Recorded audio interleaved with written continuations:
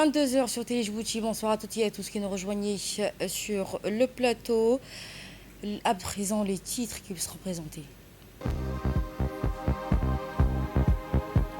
Le ministère de la Santé réaffirme son engagement dans la lutte contre le paludisme à travers le renforcement des actions préventives et de prise en charge, ainsi que des sensibilisations. Les efforts diplomatiques entre Washington et Téhéran se poursuivent dans un climat de tension. L'ancien président américain et Trump annulent ainsi le déplacement de ses émissaires à Islamabad. Bonsoir à toutes et à tous et merci de nous avoir rejoints, notamment ce journal, par ces messages de félicitations à l'endroit du président de la République. Les télégrammes adressés à son Excellence Mohamed Marguerite continuent d'arriver à la présidence de la République, témoignant ainsi de l'estime de ses homologues. Parmi le président de la République fédérale démocratique d'Éthiopie, Taye Atske Selassie a tenu à lui adresser ainsi un message de félicitations appuyé. Au nom du peuple et du gouvernement éthiopien, je tiens à vous adresser mes chaleureuses félicitations, a-t-il déclaré, saluant une victoire éclatante qui reflète selon lui l'adhésion du peuple djiboutien au leadership du chef de l'État. Il a également mis en avant la solidité des relations bilatérales et stratégiques entre les deux pays, réaffirmant ainsi sa volonté d'œuvrer au renforcement des liens fraternels et de coopération entre les deux nations. Dans la même dynamique, le Premier ministre éthiopien Abiy Ahmed avait déjà donc exprimé par téléphone ses félicitations et ses vœux de réussite au chef de l'État, son Excellence Mohamed Marguerite, dès l'annonce de sa réélection. Le chef de l'État a également reçu des messages similaires dont le président sénégalais Bassirou Diomaye Faye, qui a salué ainsi sa brillante réélection, adressant ainsi ses vœux de succès dans la poursuite de sa mission au service du peuple djiboutien. Le dirigeant sénégalais a par ailleurs mis en avant la qualité de relations et d'amitié de coopération entre le Dakar et Djibouti, fondée sur une fraternité africaine ancienne, tout en exprimant ainsi ses souhaits de renforcer davantage les échanges et la solidité des relations déjà entériné. Au-delà de ces messages, de nombreuses autres félicitations émanant de chefs d'État et de gouvernement ainsi que des responsables d'organisations régionales et internationales continuent d'arriver à la présidence, illustrant ainsi le rayonnement diplomatique de Djibouti sur la scène internationale. Sur le plan national, l'actualité a été également marquée par l'engagement du ministère de la Santé. À l'occasion de la Journée mondiale de la lutte contre le paludisme, Djibouti réaffirme ainsi sa détermination à accélérer vers l'élimination de la maladie, à présent lors d'une cérémonie officielle organisée à la polyclinique Iftin par le ministère de la Santé, placée sous le thème mondial déterminé à mettre fin au paludisme.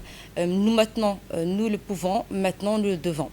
La cérémonie qui s'est tenue en présence des hautes personnalités du ministère de la Santé, dont le secrétaire général du ministère de la Santé, Mohamed Ali Ahmed, la représentante de l'OMS, Djoumana, ainsi que la directrice de la direction des programmes de santé prioritaire. L'événement qui a été marqué par un appel fort à la mobilisation collective pour intensifier les efforts d'élimination du paludisme à Djibouti. Dans des interventions, le secrétaire général a mis en avant le progrès important réalisé ces dernières années, soulignant la baisse significative des cas, passés de 73 535 en 2020 à 16 250 en 2025, soit une réduction d'environ 80%. Il a déduit les efforts que le ministère de la Santé donne de l'importance aux différentes stratégies que nous déployons au niveau du programme vis-à-vis de l'élimination du paludisme. Actuellement, Djibouti, nous apportons à une vision où nous éliminerons, Inch'Allah, à court terme cette maladie. Nous remercions également les partenaires techniques et financiers qui nous accompagnent, en l'occurrence l'OMS, la représentante de l'OMS ici présente, le Fonds mondial et la communauté, sans oublier, pour leur dévouement et leur engagement pour atteindre ou éliminer toute maladie à transmission vectorielle. La médecin-chef du polyclinique Iftin a exprimé également sa gratitude aux autorités sanitaires pour avoir fait le choix de sa polyclinique pour l'organisation de cette importante cérémonie. On l'écoute. Aujourd'hui, c'est un réel plaisir d'accueillir au sein de la polyclinique IFTI la cérémonie de lancement de la journée internationale de lutte contre le paludisme. Le paludisme demeure un problème de santé publique à Djibouti, une maladie infectieuse endémique. Heureusement, il s'agit d'une maladie évitable et surtout traitable. Grâce aux efforts conjoints du ministère de la Santé, les professionnels de santé et les représentants de la communauté, nous avons observé une diminution significative de l'incidence du paludisme à Djibouti depuis 2023 et surtout avec l'approche du lâcher d'anophèles génétiquement modifiés qui a été initié en 2024. Cependant, il reste une menace majeure. Il est à la disponibilité des structures sanitaires des outils de diagnostic rapide et efficaces, notamment le TDR, les traitements antipaludéens oraux et injectables qui sont donnés gratuitement. Les moustiquaires imprégnés d'insecticides à longue durée représentent des outils de prévention majeurs distribués gratuitement, surtout aux populations vulnérables, notamment les femmes enceintes. Malgré ça, il reste un problème de santé publique. C'est la raison pour laquelle cette rencontre illustre notre engagement collectif et la volonté ferme du Djibouti de mettre fin à ces fléaux, d'où le slogan « Motivé pour mettre fin au paludisme. Maintenant, nous le pouvons. Maintenant, nous le devons ». Nous poursuivrons ensemble cette dynamique afin que Djibouti atteigne son objectif zéro palu. Et dans son discours, la représentante de la santé a déclaré que la République Djibouti a accompli des avancées remarquables dans la lutte contre le paludisme, illustrant qu'avec une volonté politique forte et des interventions adaptées, l'élimination est à portée de main. On l'écoute. Aujourd'hui, c'est la journée mondiale de lutte contre le paludisme avec le thème « Now we can, now we must ». Maintenant, on peut et maintenant, il faut qu'on travaille. Et vraiment, les succès de Djibouti ont montré que c'est vrai. C'est ce message, maintenant, on peut. On a vu qu'on peut. On a réduit depuis 2024 de 56% et on a réduit depuis 2020 de 76%, si j'ai les chiffres, 78%. Donc on peut. Et comme on peut, il faut. Il ne faut pas laisser les gens tomber malades et aussi souffrir quand on peut faire quelque chose pour réduire leur souffrance. On vient de parler dans la voiture maintenant qu'à Djibouti, médicalement, tout est fait pour le paludisme. Il n'y a pas de barrière pour acquérir le diagnostic, pour être diagnostiqué, pour acquérir les médicaments et pour le suivi. Même la lutte contre les moustiques avec les insecticides et la fumigation intradomiciliaire, tout est fait. Ce qui reste, c'est vraiment dans l'environnement de sécher les puits, de sécher les zones où l'eau s'accumule. Et cela, on a besoin de chacun, de chaque communauté. Et dans son intervention, le secrétaire général du ministère de la Santé a souligné que les progrès réalisés par Djibouti dans la lutte contre le paludisme sont le fruit d'un engagement collectif et soutenu. La réduction significative du nombre de cas ces dernières années n'est plus à démontrer. On l'écoute. Aujourd'hui, nous nous trouvons ici à la polyclinique de Warabale pour célébrer la journée mondiale de lutte contre le paludisme, comme chaque année. Et cette année, nous avons dit, nous allons célébrer cette journée avec les professionnels de la santé, mais aussi avec la communauté qui fait un travail formidable. Cette célébration est une occasion importante pour faire le point sur les progrès accomplis, mais aussi pour renouveler notre engagement et renforcer notre lutte contre le paludisme. Au nom du ministère de la Santé, je tiens à souligner avec satisfaction les avancées remarquables réalisées ces dernières années. Tout le monde l'a dit, le médecin-chef l'a dit, la représentante de l'OMS l'a dit, la population aussi l'a dit. Il y a des progrès que nous avons réalisés qui ont permis à la population de vivre mieux avec moins de paludisme. Donc tout ceci grâce aux efforts conjoints du gouvernement, des partenaires, mais aussi et surtout grâce à l'engagement des communautés et de la société civile ici présente, nous avons enregistré des résultats significatifs. Le nombre de cas de paludisme a diminué de manière importante. Il est passé de 75 000 en 2020 à 16 000 en 2025. Donc c'est une réduction enregistrée de 80%. Et ça, c'est des progrès énormes. Dans un esprit de reconnaissance et de cohésion, le Centre démocrate unifié a réuni ses équipes pour saluer leur engagement lors de la dernière campagne électorale. La direction de la campagne du Centre démocrate unifié a organisé hier soir une soirée de remerciements en hommage aux militants et collaborateurs mobilisés tout au long de la campagne du parti. La rencontre qui s'est tenue autour d'un dîner à l'hôtel Golden Airport dans une atmosphère conviviale et empreinte de reconnaissance.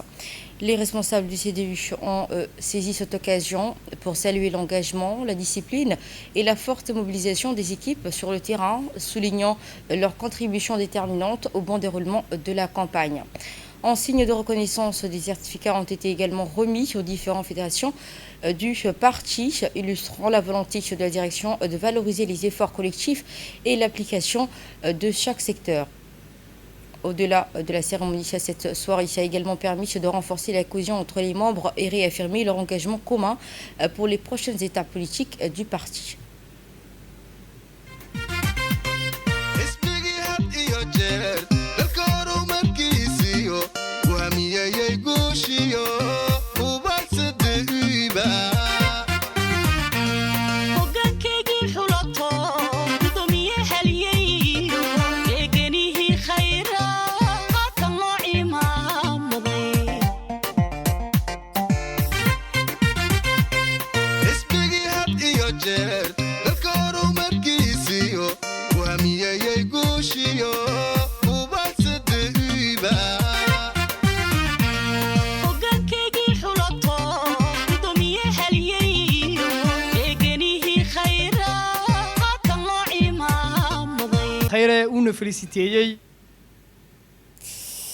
Ainsi, le président du parti est revenu sur l'importance de la discipline, de la solidarité, de l'unité et qui a marqué ainsi cette campagne. On l'écoute.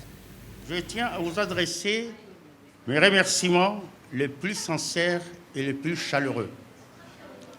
Vous avez accompli votre mission avec sérieux, calme et un sens élevé des responsabilités. Grâce à votre engagement, votre discipline, votre dévouement, notre organisation a su faire preuve de maturité et de crédibilité tout au long de notre mission. Aujourd'hui, comme vous le savez, une étape importante s'est achevée. Mais notre mission ne s'arrête pas là. Une seconde phase commence. Elle nous appelle à rester unis, soudés et déterminés afin de prendre pleinement au changement politique et au développement de notre pays. Notre parti fera le maximum pour les doléances que nous avons enregistrées puissent être prises en compte. Au sein de toute compétition, qu'elle soit électorale ou sportive, il y a toujours un vainqueur. C'est pourquoi, en tant que parti démocrate, nous avons reconnu la victoire du candidat élu. Nous lui avons adressé, au nom de notre parti CDU et à mon nom personnel, nos sincères félicitations pour sa victoire électorale présidentielle de 2026. Et dans le cadre du renforcement des relations de coopération militaire et diplomatique, une importante rencontre a eu lieu entre les autorités militaires djiboutiennes et les délégations japonaises.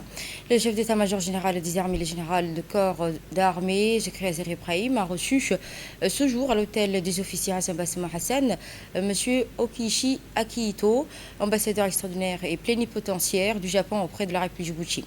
L'ambassadeur a été accompagné du capitaine du frégate Yokowa Kenchi, attaché de défense auprès de l'ambassade du Japon. Cette visite s'inscrit dans la dynamique de consolidation des relations d'amitié et de coopération entre les deux pays. Les échanges ont permis d'aborder plusieurs sujets d'intérêt commun, notamment la coopération militaire bilatérale à travers le renforcement des mécanismes de soutien mutuel, ainsi que les échanges techniques entre les forces armées djiboutiennes et les forces d'autodéfense japonaises.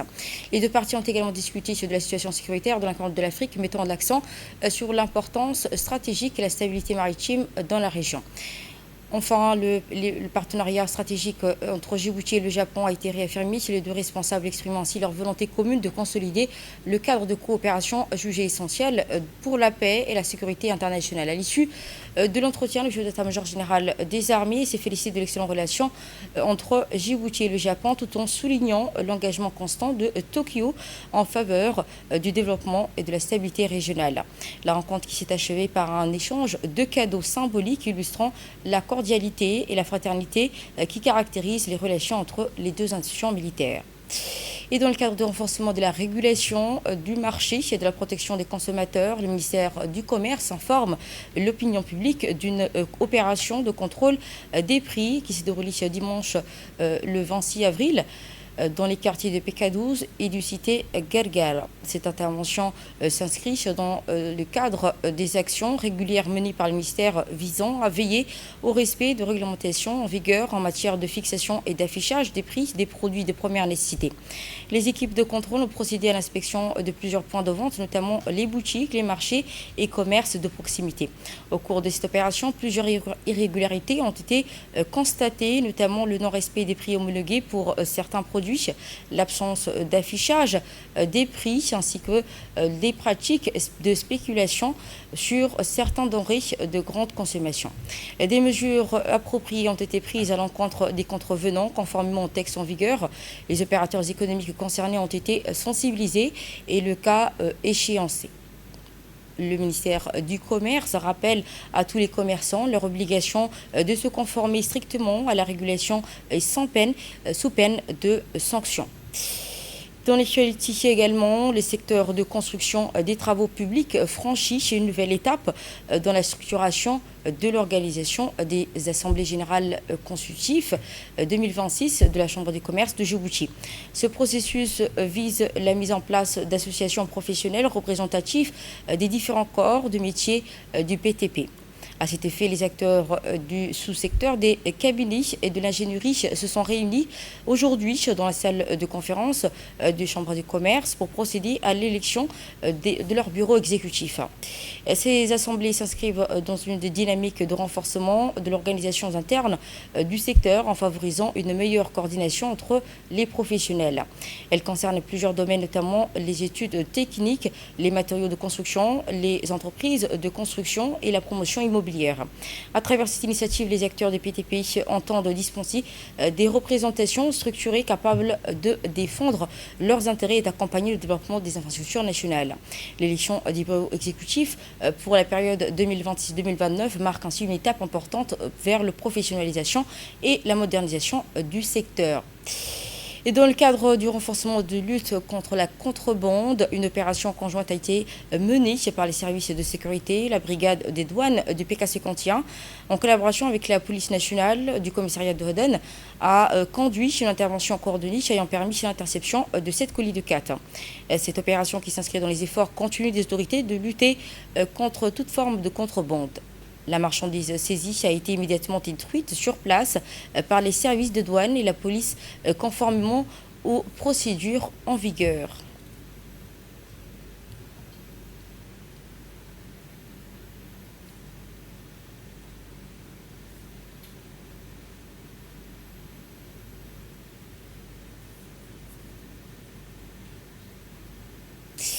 Dans l'actualité internationale, la présidente Donald Trump a annulé la visite de ses émissaires à Islamabad, notamment Steve Witkoff et Jared Kushner, en raison des désaccords sur les propositions liées aux négociations avec l'Iran. Malgré cette décision, les efforts diplomatiques se poursuivent. Le ministre iranien Abbas Araghchi mène des consultations régionales, notamment à Oman et au Pakistan, afin de rapprocher les positions par des canaux de médiation. Les principaux points de blocage concernent le programme nucléaire iranien, les sanctions économiques et la situation stratégique du détroit d'Ormuz. Téhéran refuse toute négociation sous pression, tandis que Washington maintient ses mesures de sanctions. Le Pakistan continue quant à elle à jouer un rôle central de médiation et espère une reprise des dialogues. Washington DC a été également le théâtre d'une alerte sécuritaire lors d'un dîner des correspondants de la Maison-Blanche à Washington dans l'hôtel Washington Hilton. Donald Trump a été évacué après une tentative d'instruction armée ayant conduit à un échange de tirs et à l'arrestation du suspect. Selon les premières informations, le suspect aurait agi seul et exprimé l'intention de cibler les responsables de l'administration Trump. Il a été arrêté en possession d'armes à feu et plusieurs armes blanches. Des perquisitions sont en cours à Washington et en Californie. Trump a indiqué que l'incident ne semble pas lié à une puissance étrangère, y compris l'Iran, et a appelé à privilégier des solutions pacifiques. Le dîner a été reporté à une date ultérieure et les services de sécurité ont recommandé de limiter son retour sur les lieux.